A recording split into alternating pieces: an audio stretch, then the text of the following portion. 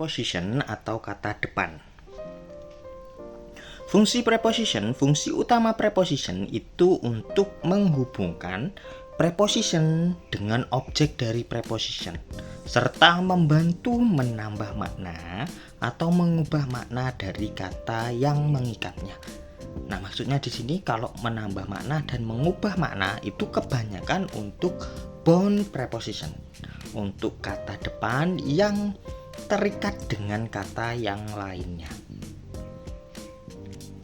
Nah, fungsi preposition di sini kebanyakan dia berfungsi sebagai adverb, terutama untuk preposition plus objeknya yang berupa noun atau pronoun, baik noun biasa, noun phrase, noun clause, noun substitute, baik itu dari gerund dan lain sebagainya. Nah, kebanyakan rangkaian tersebut berfungsi sebagai preposition of time, preposition of place. Maksudnya sebenarnya adverb of time, adverb of place, adverb of movement, dan lain sebagainya, teman-teman. Sama halnya dengan adverb. Nah, juga bisa menjadi tambahan makna atau mengubah makna yang di depannya, atau kata yang mengikatnya, atau kata di depannya. Nah, ini kebanyakan dari bound preposition. Polanya sendiri noun, adjective, adverb, dan preposition. Nah, preposition of time. Nah, kita bahas untuk yang berfungsi sebagai adverb semua nih. Preposition of time adalah preposisi yang digunakan untuk menunjukkan waktu. Waktu itu ditampilkan dalam gabungan preposition plus objeknya atau dengan objeknya yang mengikutinya, yang disebut object of preposition. Contoh prepositionnya ada after, ada at. Nah, contoh gabungannya nih ada after lunch, setelah makan siang, after school, setelah sekolah, after leaving school, setelah meninggalkan sekolah, at jam nih kebanyakan, at 7 o'clock pada jam 7, at midday pada tengah hari, at noon pada siang hari, at night pada malam hari, at midnight pada tengah malam, at the new year, at the weekend, at the end, dan lain sebagainya.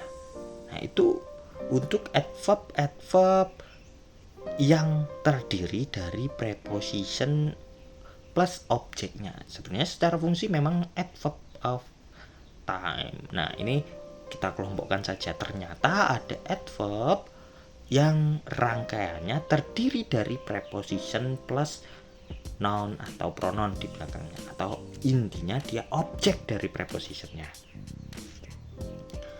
Contoh pada kalimat nih, preposition of time. Do you feel sleepy after lunch? Apakah kamu merasa mengantuk setelah makan siang? Setelah makan siang ya. I have breakfast at 7 o'clock. Saya sarapan pada pukul 7. I'm going to meet a friend during my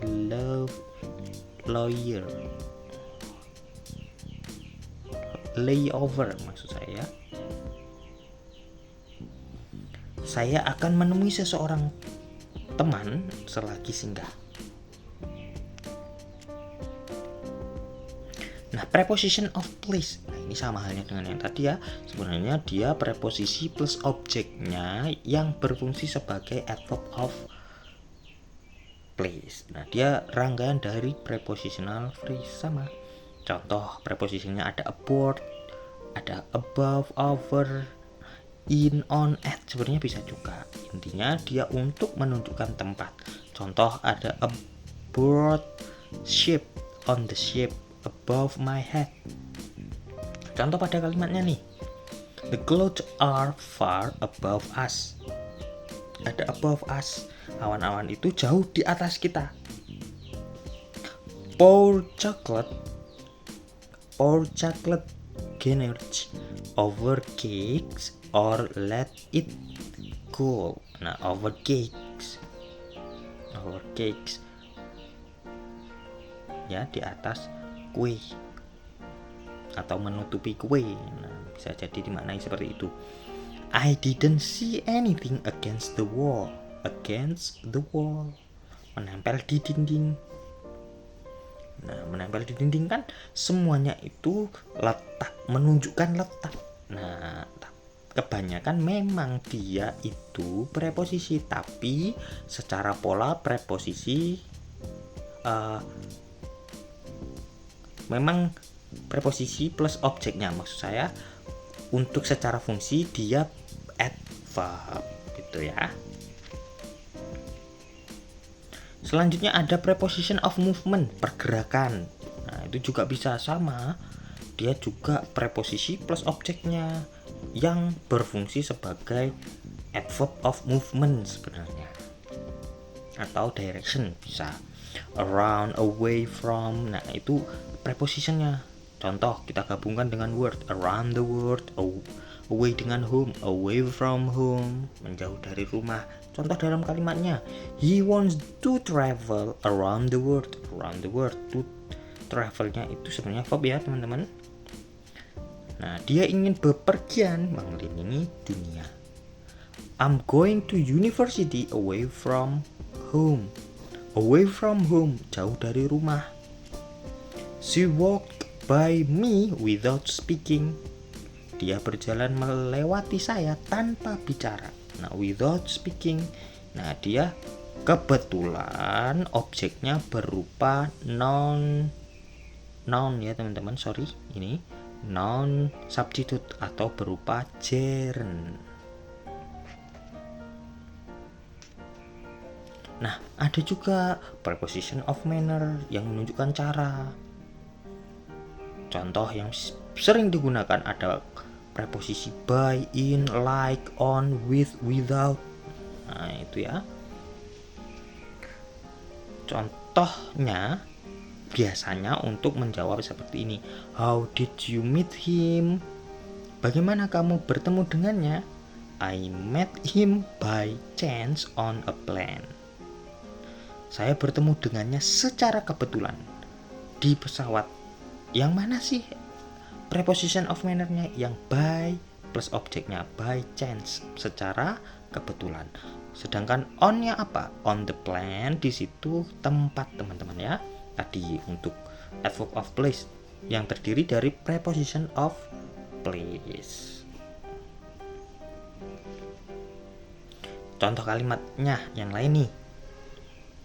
The students goes to school by bus. Nah, siswa itu pergi ke sekolah menggunakan bus, menggunakan bus.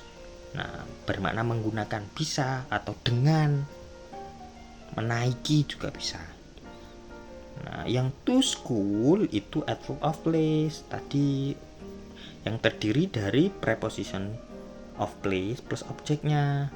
By bus itu preposition of manner plus objeknya.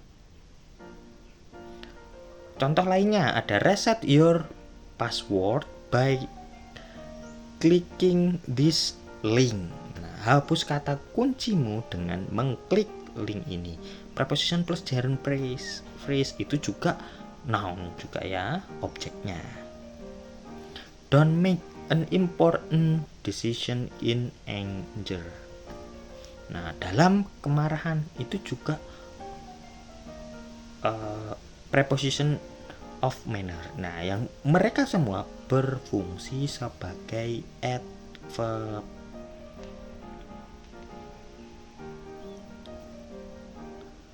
Preposition of purpose. Nah, itu juga bisa, teman-teman. Preposisinya untuk berfungsi sebagai adverb of purpose. Adverb of purpose apa? Untuk menunjukkan hubungan tujuan antara objeknya dengan kata-kata lain di dalam suatu kalimat. Rangkaiannya sama dengan yang tadi ya. Gabungan antara preposition of purpose dan objeknya menjawab pertanyaan what, why, was it done. Nah, mengapa ini sudah selesai? Tuh. Contoh pada kalimatnya, I'm studying English for my examination. Saya sedang belajar bahasa Inggris untuk ujian-ujian saya. Untuk ujian-ujian saya, itu for my examination. I would like to go for a pizza. Saya ingin pergi untuk makan pizza. Makan pizzanya ya, untuk makan pizza. Itu kan tujuannya. Nah, rangkaiannya juga sama. Kebanyakan memang pakai for, teman-teman. Contoh yang ketiga pun sama. They need car seats for babies. Mereka membutuhkan kursi mobil untuk bayi. She bought coconut oil for massage. Nah, dia membeli minyak kelapa untuk pijat. Nah, sama. He left her desk for lunch. Dia meninggalkan mejanya untuk makan siang. Sama. Untuk makan siang, dia rangkaian preposition of purpose plus objeknya yang berfungsi sebagai adverb. Preposition of quantity atau measure, kuantitas atau ukuran. Nah, itu rangkaiannya, prepositionnya itu untuk menunjukkan kuantitas atau ukuran antara objek dan kata-kata yang lain di dalam suatu kalimat, teman-teman. Nah, biasanya untuk menjawab how much, how long, kebanyakan prepositionnya hanya for dan by. Nah, contoh pada kalimatnya nih, I just need to drive for 10 miles to reach my cousin house. For 10 miles. Nah, sejauh 10 mil. She bought her computer for $200. Dia membeli komputernya seharga $200. Prepositionnya apa? For, diikuti objeknya $200. Contoh lainnya, you can buy our ropes by meter. Kamu bisa membeli tali-tali kami per meter. Bisa diartikan per meter juga. They don't sell bananas by the kilo. Nah, per kilo juga bisa dimaknai per kilo. Itu kan untuk ukuran atau kuantitas. It is often sold by the milligram. Nah, itu sering dijual per miligram. Nah, itu adalah preposition of measure or quantity yang berfungsi sebagai adverb of quantity or measure. Itu ya sebenarnya ya. Preposition of instrument. Preposition rangkaian ini biasanya untuk instrumen atau suatu objek yang ada di dalam kalimatnya. Contoh, kata preposition for instrument, kata yang paling umum ada by, with the help of, on. Nah, itu yang paling sering, paling umum. Contoh dalam kalimat, she actually broke the door with the help of the hammer. Dia benar-benar mendobrak pintunya dengan menggunakan bantuan palu.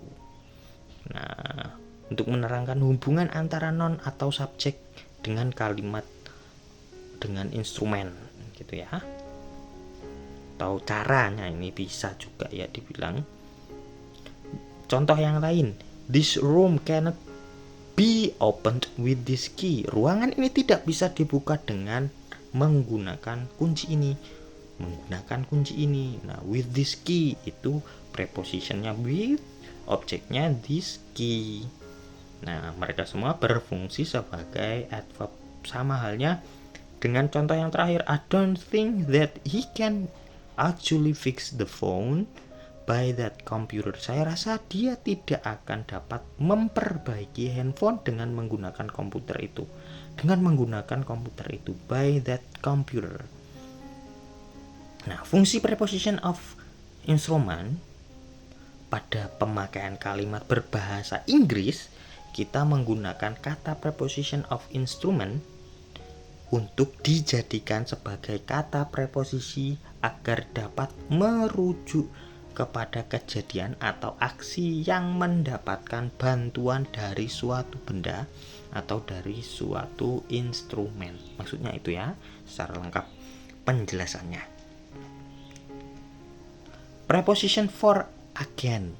Nah, preposition for agent atau agen dipakai guna menerangkan hubungan antara noun dan atau subjeknya di dalam suatu kalimat dengan aksi yang dikerjakan di dalam kalimat itu sendiri. Sebenarnya teman-teman, kebanyakan preposition for agent ini terletak di objek. Nah, kebanyakan preposition yang kita gunakan ada by atau with. Contoh pada kalimatnya, I believe this book was written by Gilang Setiawan. Saya yakin jika buku ini ditulis oleh Gilang Setiawan. Nah, subjeknya yang mana sih? Subjeknya ada dua sebenarnya teman-teman. Ada dua kalimat ini ya, tapi conjunction-nya kita hilangkan. Hilangkan dulu kalimat I believe. Nah, subjeknya berarti this book was written, verbnya, objeknya by Gilang Setiawan. Nah, itu sebenarnya pelakunya si by Gilang Setiawan. Nah, itu sebenarnya hubungannya seperti ini untuk preposition for agent. Contoh yang lain, I believe he is going there with his boyfriend. Nah, atau kebersamaan nih, bisa ya. Saya yakin dia pergi ke sana bersama pacarnya, with his boyfriend. Bisa. A lot of noise was done by those kids. Begitu banyak keributan yang dikarenakan oleh anak-anak itu. Bisa seperti ini juga. Thanks for watching.